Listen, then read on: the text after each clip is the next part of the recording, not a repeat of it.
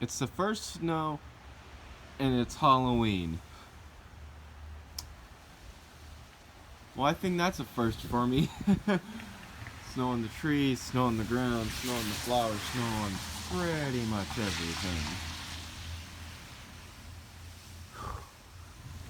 Oh, that's about it.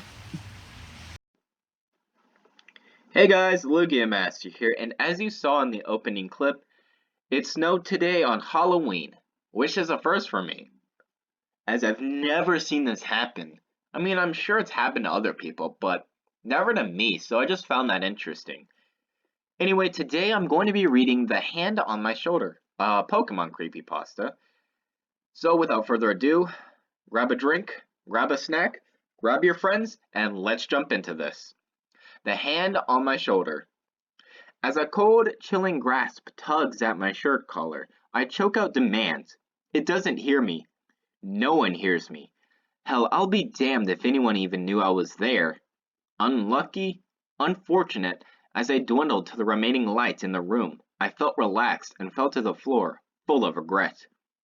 Day 1, October 4th, 1991, 8:30 a.m. It happened just a bit ago.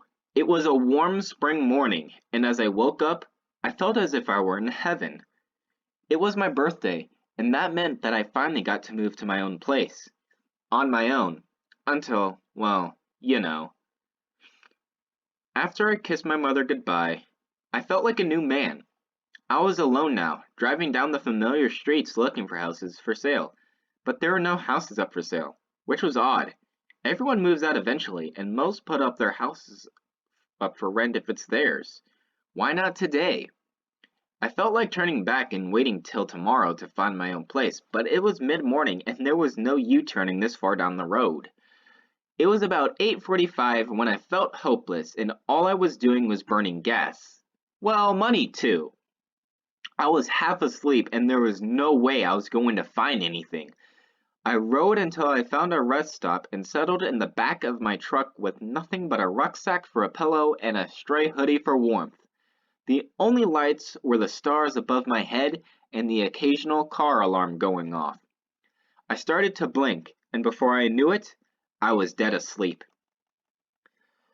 Day 2, October 5th, 1991, 5:30 a.m. I awoke at 5:30 and started to head out and about. I called up my mom when I could. She said she was happy for me that I took this step into adulthood. She also told me of certain houses to look for and to make sure I meet someone I can agree with. Later on, I was all alone on the road, which was completely odd because it was a busy street usually.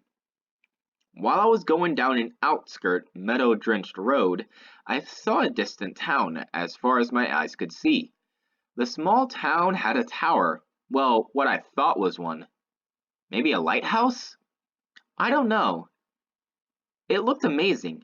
It had everything: a view, homes, a hospital, and it was great to be here. I moved towards the town, and when I did, I felt a small pain in my temples. Oh my God! What is going on? I exclaimed to myself. Clenching my head, I ultimately settled down after about 5 minutes. I grasped the wheel and kept making my way towards this little settlement. Every few meters, my headache grew stronger and stronger. I finally took some headache medicine, and then I felt calm. I knew this was nothing special, though, as I have always had this problem on planes, and my ears wouldn't just pop, they'd break into sharp pain, so I knew this was nothing. Making my way towards the tower, where I knew many would spend their time, I knew it was a tower, maybe in memory of someone important. Shortly after I looked for any houses, none were open. So for the night, I would have to stay the night in the hospital. I was pissed beyond belief. I went through a headache and wasting money on gas, sleeping at a truck stop. I had set up a night stay at the hospital. It was a damn sure fact I wasn't going to stay in that tower. The nurse showed me my room. It was nice for a hospital room. She had cleared out all of the medical equipment, needles, etc. The bed had a comforter on it, of what seemed to be a checkered pattern. It was torn up badly, though. That's besides the point, anyway. As I drifted onto sleep, I felt my headache coming back to me. I somehow ignored it, though, and drifted into a deep sleep for what seemed like a long time. I should have never woken up. Day 2, October 5th, 1991, 9:15 p.m. I awoke to the sound of beeping. I was still in the hospital room, hooked up to a lot of medical equipment. My alarm clock was my heartbeat. The nurse walked in with a scared expression on her face. "Thank God! You are finally awake. We thought you lost too much." I interrupted her there. "Whoa! Too much what?" "Lift the blanket and see." I lifted the blanket. My shirt was drenched with blood. "Oh God! What the fuck happened?" "That's just it. We don't know. Your mouth was leaking blood. We brought you in here so we could heal you up." "Okay, I have been having these headaches for a while on my way here." "Oh no, you need to go to the hospital now." "Whoa, hold the phone. Why do I need to go to the tower?" "The hand." She looked sick by the pale way her face looked. It was too much for her. I looked over and I saw nothing. No hand. Nothing.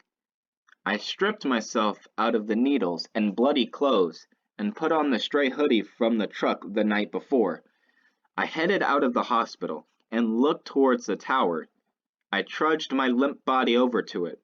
When I walked inside, I saw a girl. She was young, really young, like 8 or 9 years old.